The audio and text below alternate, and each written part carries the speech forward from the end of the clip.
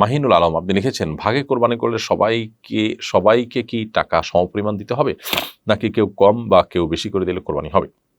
ভাই মাহিনুল আলম, আপনার প্রশ্নের উত্তর আমরা ইতিপূর্বে একটা প্রশ্নের মাধ্যমে দিয়েছি। সেটি হলো যে কোরবানিতে কোনো ভগ্নাংশ চলে না, ভগ্নাংশ রাখার কোনো সুযোগ নেই। অতএব পূর্ণাঙ্গ একটা অংশ রাখতে হবে।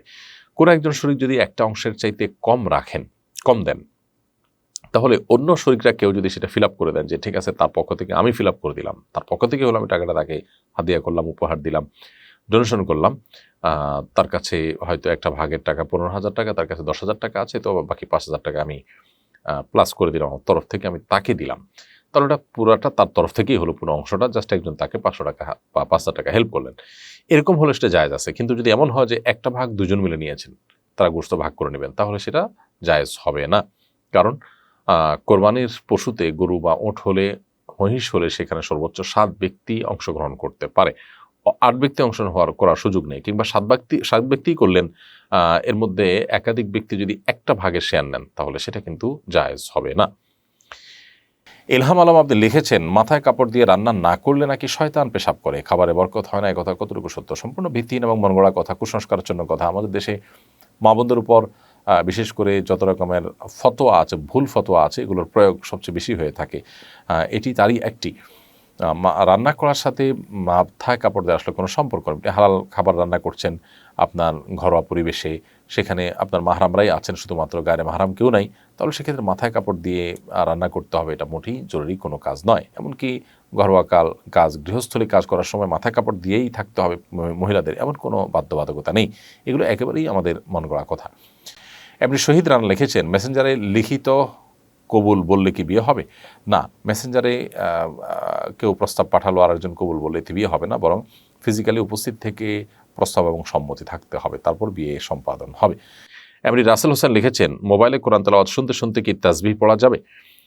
কোরআনে কারিমের তেলাওয়াত যখন আমরা শুনবো তখন খুব মনোযোগের সাথে শোনা উচিত, তখন আসলে মুখে তাসবিহ পড়া উচিত নয়। কারণ কোরআন কারিমের তেলাওয়াত যখন আমরা শুনবো তখন আমাদের আচরণ কেমন হবে বা আমরা কিভাবে শুনবো সে সম্পর্কে আল্লাহ সুবহানাহু ওয়া তাআলা বলেছেন, ইযা কুরিয়াল কুরআনু ফাসতামিউ লাহু ওয়া আনসিতু লাআল্লাকুম তুরহামুন। যখন কোরআন তেলাওয়াত করা হবে তখন তোমরা মনোযোগ সহকারে শুনবে এবং চুপ থাকবে। এখানে কিন্তু দুটি নির্দেশ আল্লাহ তাআলা করেছেন, একটা হলো ফাসতামিউ আর একটা হলো আনসিতু। তোমরা মনোযোগ সহকারে শুনবে কোরআন যখন তেলাওয়াত করা হবে তখন, এবং তোমরা সেই কোরআনে কারিমের তেলাওয়াতকে শোনার সময় তোমরা নীরবতা অবলম্বন করবে। এজন্য দুইটা জিনিস আমাদের লক্ষ্য রাখা উচিত, একটা হলো নীরবতা অবলম্বন করা, একটা হলো যে মনোযোগ সহকারে শ্রবণ করা। এজন্য এই সময় তাসবিহ তেলাওয়াত করা উচিত নয়। আশিক মণ্ডল লিখেছেন, যদি পেশাবের রাস্তা দিয়ে সামান্য কিছু বের হয় এবং সেটি গায়ে এবং কাপড়ে লেগে শুকিয়ে যায়, সেখানে ধৌত করা কি আবশ্যক? পেশাবের রাস্তা দিয়ে যদি পেশাবের সামান্য ছিটা বা অন্য কোনো কিছু বের হয় এবং গায়ে এবং কাপড়ে লেগে যায়, তাহলে যে জায়গা লেগেছে সেটি পবিত্র করতে হবে। আর যদি লাগার যার পর সেটা শুকিয়ে যায়, তাহলে তারপরও যে জায়গা লেগেছে আমি যদি এটা চিহ্নিত করতে পারি, জায়গাকে ধুয়ে ফেলবো। আর যদি চিহ্নিত করা না যায়, হারিয়ে যায়, তাহলে সেটা পরিমাণে যদি অনেক কম হয় না ধুলেও চলবে, নামাজ পড়া যাবে। আর যদি পরিমাণে বেশি হয় তাহলে সেটি ধোয়া দরকার, ধুতে হবে। এখন পরিমাণে বেশি কম বলতে ধরুন 1 টাকার যে কয়েন আছে, কয়েন সমপরিমাণ বা একটু কম, 1 দিরহাম যেটা হাতের তালুতে যেটুকু জায়গা আছে, আনুমানিক 1 টাকার কয়েনই বলতে পারে, 1 টাকা বা 2 টাকার কয়েন যে এখন যেটা পাওয়া যায়, এই 2 টাকার কয়েনের সমপরিমাণ যদি হয় তাহলে সেটা ধৌত করা আবশ্যক হবে। আর যদি তার কম হয় তাহলে সেক্ষেত্রে সেটা ধোয়াটা উত্তম, আর না ধুলেও নামাজ হয়ে যাবে। সুমাইয়া মজুমদার আপনি লিখেছেন, যারা দায়ুস তাদের সাথে ইসলামিক দৃষ্টিকোণ থেকে আচরণ কেমন হওয়া উচিত? তাদেরকে কি মন থেকে ঘৃণা করতে হবে?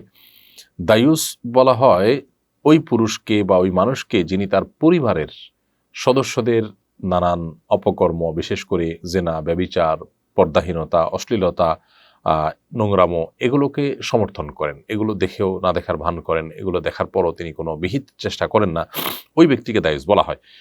তো দায়ুস ব্যক্তি জান্নাতে প্রবেশ করবে না এবং এটা অপরাধ রীতিমতো। অতএব একজন মুসলিম হিসাবে আমরা দায়ুস ব্যক্তিকে তার এই কৃতকর্ম থেকে নিবৃত রাখবার জন্য অসৎ কাজ থেকে বাধা প্রদান করার যা করণীয় সেই প্রক্রিয়া আমরা অবলম্বন করব এবং তাকে দাওয়াতের কাজের মাধ্যমে, অসৎ কাজের বাধা প্রদান করার মাধ্যমে তাকে আমরা নিবৃত রাখার চেষ্টা করব। এটা আমাদের কর্তব্যের অংশ। এবং এই দায়ুস যারা আছে তাদেরকে আমরা তাদের এই কৃতকর্মের কারণে তাদের এ ধরনের ঘৃণ্যকর্ম এবং নাজায়েজ কাজ হারাম কাজে লিপ্ত থাকার কারণে তাদের প্রতি আমাদের ঘৃণা আসাটা স্বাভাবিক এবং ঘৃণা করাটা বরং কর্তব্যের অংশ। পাপকে ঘৃণা করো পাপীকে নয়, এই কথা সিনেমা স্লোগান, এটি কোন হাদিসের বক্তব্য নয়। বরং পাপের পাশাপাশি যিনি পাপে লিপ্ত তার প্রতিও ঘৃণাবোধ থাকাটা আমাদের ঈমানের বরং দাবি। তবে ঘৃণা শুধু আমাদের জন্য যথেষ্ট না, বা ঘৃণা করাটা আমাদের কর্তব্য নয়। মূলত আমাদের মূল কর্তব্য হলো যে তাদের প্রতি ঘৃণা তো আসবেই স্বাভাবিকভাবে। আমার ইমানে যে গায়রত আছে, ইমানে যে আত্মসম্মান আছে, সেই জায়গা থেকে তো সেটা আসবেই। কিন্তু এর পাশাপাশি তাদেরকে অন্যায় থেকে অনাচার থেকে নিবৃত রাখার ন্যূনতম উদ্যোগ আমাদের গ্রহণ করতে হবে। সাইফুল্লাহ শাওন আপনি লিখেছেন, শিরক থেকে বেঁচে থাকার উপায় কি? শিরক থেকে বেঁচে থাকার উপায় হলো শিরক সম্পর্কে জানা। আপনি যখন জানবেন যে কিসে শিরক হয় আর কিসে কুফুর হয়, কিসে নেফাক হয়, তখন শিরক থেকে বাঁচাটা আপনার জন্য সহজ হবে। এই জন্য শিরক থেকে বাঁচার জন্য আমাদের সবচেয়ে বড় এবং গুরুত্বপূর্ণ করণীয় হলো শিরক সম্পর্কিত ইলম অর্জন করা। সেই সাথে নবী করিম সাল্লাল্লাহু আলাইহি ওয়াসাল্লামের সেখানে একটি দোয়া রয়েছে, সেটা আমরা পাঠ করতে পারি, আল্লাহুম্মা ইন্নী আউযু বিকা আন উশরিকা বিকা ওয়া আনা আ'লাম ওয়া আস্তাগফিরুকা লিমা লা আ'লাম।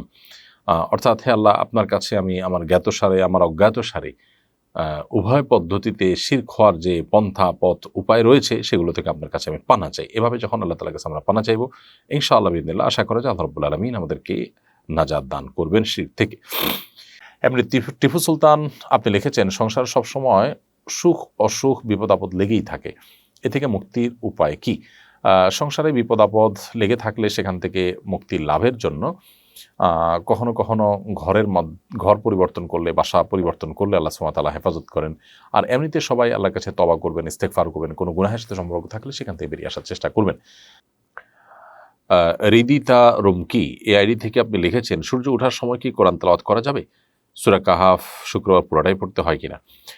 সূর্য ওঠার সময় কোরআনে কারিমের তেলাওয়াত করা যাবে। কোরআনে কারিমের তেলাওয়াতের সাথে আপনার সূর্য ওঠার আসলে কোনো সম্পর্ক নেই। অর্থাৎ সূর্য ওঠার সময় কোরআন তেলাওয়াত করা যাবে না এমন কোনো কথা কিন্তু নেই। সূর্য ওঠার সময় নামাজ পড়া নিষেধ, কিন্তু তাই বলে ওই সময় কোরআন তেলাওয়াত করা নিষেধ নয়। এমনকি অন্য কোনো আমলও নিষেধ নয়, শুধুমাত্র সিজদা করা এবং নামাজ পড়া নিষেধ। আর সূরা কাহফ শুক্রবার পুরোটাই পড়তে হয়। পুরোটা পড়ার নির্দেশ নেই, হাদিসে রয়েছে যে ব্যক্তি সূরা কাহফ পড়বে শুক্রবারে, সেটি তার জন্য নূরের ভূমিকা রাখবে, কিয়ামতের ময়দানে তার জন্য নূর হয়ে আসবে। শামীম আহমদ সলিমগঞ্জি আপনি লিখেছেন, স্ত্রীর ইন্তেকালের পর স্বামীর জন্য তার চেহারা দেখা কেমন? স্ত্রীর ইন্তেকাল হলে স্বামী তার চেহারা দেখতে পারবেন, এটা দেখা না জায়েজ নয়। তাবাসসুম পায়েল আপনি আমাদের ইউটিউব চ্যানেলে প্রশ্ন করেছেন, হঠাৎ করে প্রচণ্ড রাগ সৃষ্টি হয় কারণে বা অকারণে। আমার এই রাগের দরুন আমার পরিবারের মানুষ অনেক কষ্ট পায়, পরে আমার একই কারণে অনেক আফসোস হয়। অতএব রাগ কন্ট্রোলের উপায়গুলো যদি বলতেন। রাগ নিয়ন্ত্রণ করার জন্য প্রথমত যখন রাগ ঝেঁকে বসবে তখন আউযু বিল্লাহি মিনাশ শাইতানির রাজিম পাঠ করবেন। বসা অবস্থা থাকলে শুয়ে যাবেন এবং দাঁড়ানো অবস্থা থেকে বসে যাবেন এবং বাসায় থাকলে প্রয়োজনে বেরিয়ে যাবেন। কোনো কিছুর আগে চটে বলতে চাইলে একটু সবর করে অন্য কোনো কাজ করে পরে বলার চেষ্টা করবেন। এগুলোতে ইনশাআল্লাহ রাগ নিয়ন্ত্রণ হয়ে যাবে এবং হাদিস দ্বারা এগুলো সমর্থিত এই টিপসগুলো। এমডি মাসুম বাদশা আপনি লিখেছেন, হিজতুল মুসলিম বইয়ের সকাল সন্ধ্যার দোয়াগুলো কোন সময় পড়া উত্তম? মাগরিবের নামাজের পর নাকি মাগরিবের আগেই? হিজতুল মুসলিম বইয়ের সকাল সন্ধ্যার দোয়াগুলো এগুলো আমরা যখন পড়ব, সেটা সকালের দোয়াগুলো আমরা সকালে ফজরের আগেও পড়তে পারি, আবার চাইলে ফজরের পরেও পড়তে পারি। আর সন্ধ্যার দোয়াগুলো আমরা আসরের পর থেকে নিয়ে রাতের প্রথমাংশ পর্যন্ত, এশা পর্যন্ত, এশার রাতের 1/3 পর্যন্ত আমরা পড়তে পারি। তবে সন্দেহাতীতভাবে যে কোনো আমল আগে করাই উত্তম। সেই হিসাবে ফজরের নামাজের আগেই সুবহে সাদিকের পরপরই এগুলো পড়ে ফেলা, আবার অথবা না হলে ফজরের পরপর পড়ে ফেলা কমপক্ষে, আবার আসরের পর থেকে বিকেল দোয়াগুলো পড়ে ফেলা উত্তম। আনয়েড ড্রাইভিং বোর্ড এআইডি থেকে আপনি লিখেছেন, আমি গর্ভবতী, আমি খুব খারাপ স্বপ্ন দেখি, এতে কি আমার গর্ভের সন্তানের ক্ষতি হবে? বোন, স্বপ্ন কি দেখছেন সেটার উপর আসলে নির্ভর করবে যে আপনি কী স্বপ্ন দেখছেন, এর ব্যাখ্যা কী হতে পারে। তবে আপনি খারাপ স্বপ্ন দেখছেন দেখেই আপনার গর্ভের সন্তান ক্ষতিগ্রস্ত হবে বা ঠিক এরকম মনে করার কোনো কারণ নেই। অনেক সময় এই জাতীয় স্বপ্ন শয়তান দেখিয়ে থাকে মানুষকে শুধুমাত্র পেরেশান করবার জন্য, অর্থহীন স্বপ্ন হয়ে থাকে। তো আপনার স্বপ্নটা আসলে কী ধরনের এবং কোনো ইন্ডিকেট করছে কি না, কী ইন্ডিকেট করছে, যেটা ইন্ডিকেট করছে সেটা হওয়ার সম্ভাবনা আছে, তারপরে এগুলোকে হলফ করে বলার কিছু নেই। আপনি আল্লাহর কাছে পানা চাইবেন। যে আল্লাহ এই স্বপ্নের কোনো অনিষ্ট বা ক্ষতির আশঙ্কা থাকলে আপনি সেখান থেকে আমাকে রক্ষা করেন, বাস সেটুকু ইনশাআল্লাহ আপনার জন্য যথেষ্ট।